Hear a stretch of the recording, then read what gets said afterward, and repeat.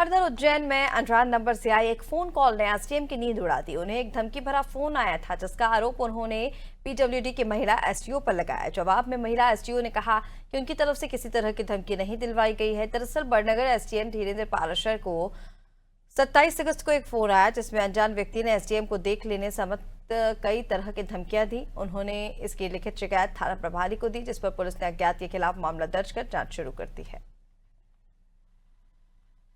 मेरे द्वारा इस तरीके का कोई फोन नहीं लगवाया गया है और मेरे भी संज्ञान में मामला आया तो मैं भी थाने पर आई थी इस बात पर मतलब इस विषय में जानने के लिए।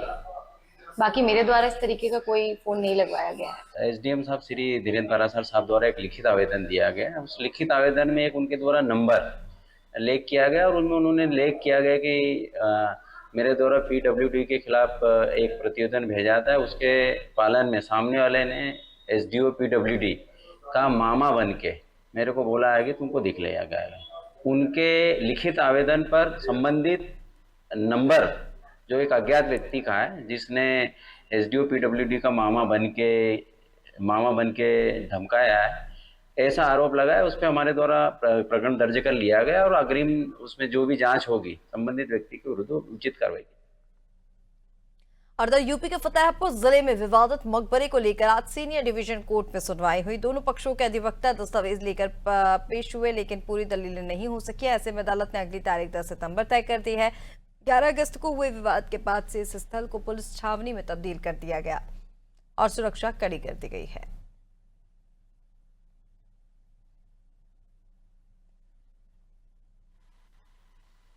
देखिए, विवादित नहीं, जो हमने जो है 753 नंबर है गाटा संख्या, उसके जो वारिश मतलब जमीन के मालिक जो हैं उनके राम नरेश थे। राम नरेश की डेथ होने के बाद उनके पुत्र विजय प्रताप मुकदमा लड़ रहे हैं। मैं उनका वकील।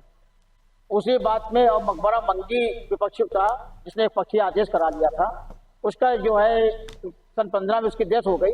उसके वारिसों को जो मुतवल्ली हो या जो भी वारिस हो उनको पक्षकार बनाने के लिए आज बहस थी जिस पे 10/9 डेट लग गई है और उन्होंने विपक्ष के वकील ने उसमें आपत्ति दाखिल करने हेतु समय मांगा। इसमें हुआ ये कि 753 नंबर जो 10/1959 में पारिवारिक डीड जो हुई थी, रजिस्टर्ड डीड हुई थी मान सिंह परिवार में, उसमें 753 बाग मकबरा की बहुत घोषित की गई, जिसके बाद इन्होंने राम नरेश जी ने जमीन खरीदी अगल बगल की। उसमें धोखाधड़ी और साजिश के द्वारा अपने नाम दर्ज करा लिया और प्लाटिंग कर दी। जिसके बाद हमने मुकदमा दायर किया कि ये बाग मकबरा है 753 नंबर, जिसे अदालत ने एक्सपर्टी डिग्री किया 4/6/2010 को। जिसके पश्चात ये राम नरेश जी अपने जीवन काल में रेस्टोरेशन लेके आए, जिसको माननीय न्यायालय ने खारिज कर दिया, जिसकी अपील हुई। अपील के बाद पुनः रिवीजन में सुनवाई का आदेश हुआ और अब इस समय आज की तारीख इसकी सुनवाई में लगी होती। लेकिन इसी दौरान मोहम्मद अनीस की मृत्यु हो गई, जिनके पुत्र के प्रतिस्थापन के लिए जो मुतवल्ली है उसके प्रतिस्थापन के लिए आज की डेट लगी थी।